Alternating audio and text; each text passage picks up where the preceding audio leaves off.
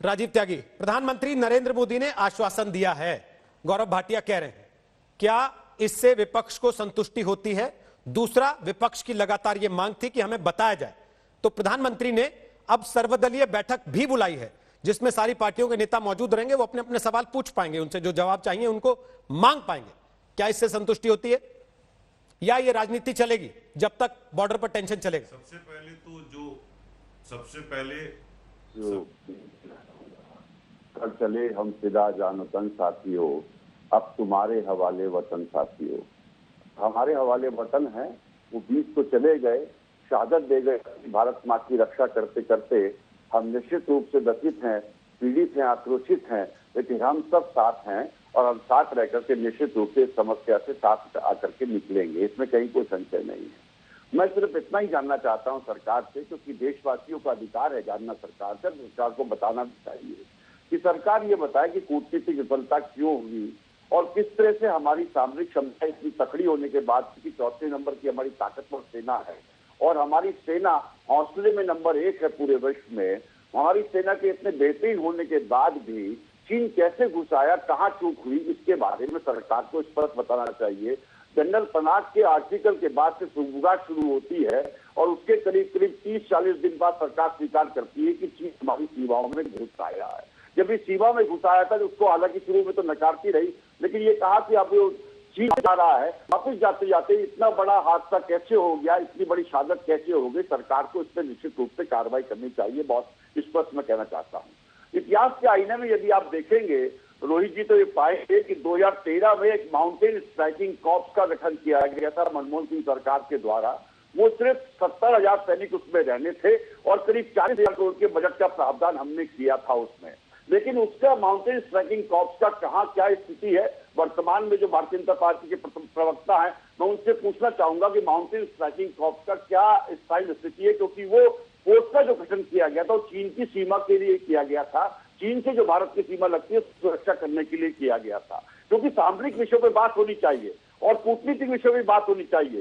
Television channel पे बहुत संयमित भाषा का इस्तेमाल करना चाहिए, मैं मानता हूँ विदेश नीति को लेकर के। मैं बहुत स्पष्ट 2-3 सवाल पूछना चाहता हूँ सरकार से, ये पूछना चाहता हूँ कि चौथे नंबर की ताकतवर सेना है तो हमारे 20 जवान कैसे शहीद हुए, किसने सेना के हाथ बांधे, इस विषय में सरकार को बताना चाहिए। त्यागी जी, ये जवाब आप टीवी पर चाहते हैं या सोनिया गांधी या राहुल गांधी जो भी सर्वदलीय बैठक में या कोई भी कांग्रेस का बड़ा नेता जाएगा वहां पर जवाब लेना चाहेगा? पहला। और दूसरा, देश की सेना, कांग्रेस के बड़े नेता का सवाल एक एड ऑन और है, आप लंबा बोलते हैं इसलिए दोनों चीजें एक साथ बता दीजिएगा। एक एड ऑन सवाल और है, वो ये, देश की सेना जब उलझी हुई है अभी बॉर्डर पर, ये आपको भी पता है, वहां तनाव कम नहीं हुआ है, विदेश मंत्री आपस में बातचीत कर रहे हैं, यूएन और यूएस तक से चिंता जताई जा रही है कि कहीं आपस में लड़ ना बैठे। क्या भारत को पहले वहां चीन को जवाब देना चाहिए या यहां कांग्रेस को जवाब देना चाहिए पहले?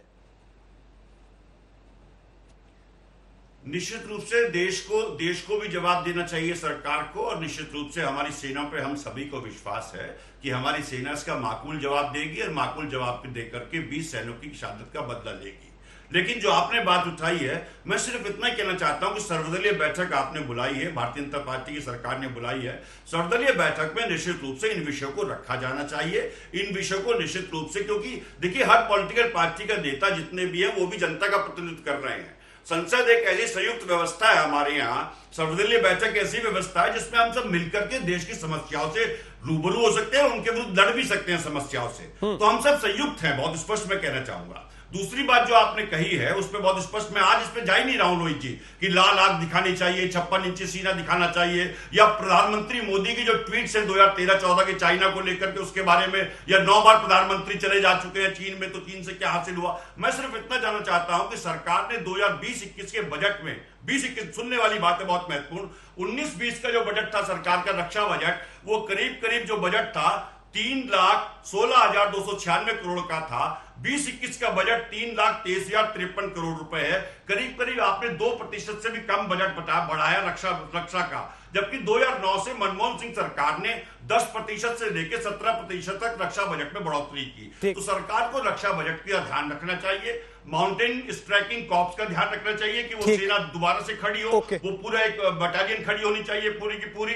और तीसरा बहुत स्पष्ट कहना चाहता हूं, कूटनीतिक रूप से भी सरकार को प्रयास करने चाहिए। जहां जहां हमारे और देशों में संबंध है उनसे बात करके भी चीन को घुटनों पे लाना हमें उम्मीद है राजीव जी, जो बातें आप कह रहे हैं वो सारी पैरेलल चल रही होंगी, साथ साथ लगातार वो सारी चीजें हो रही होंगी।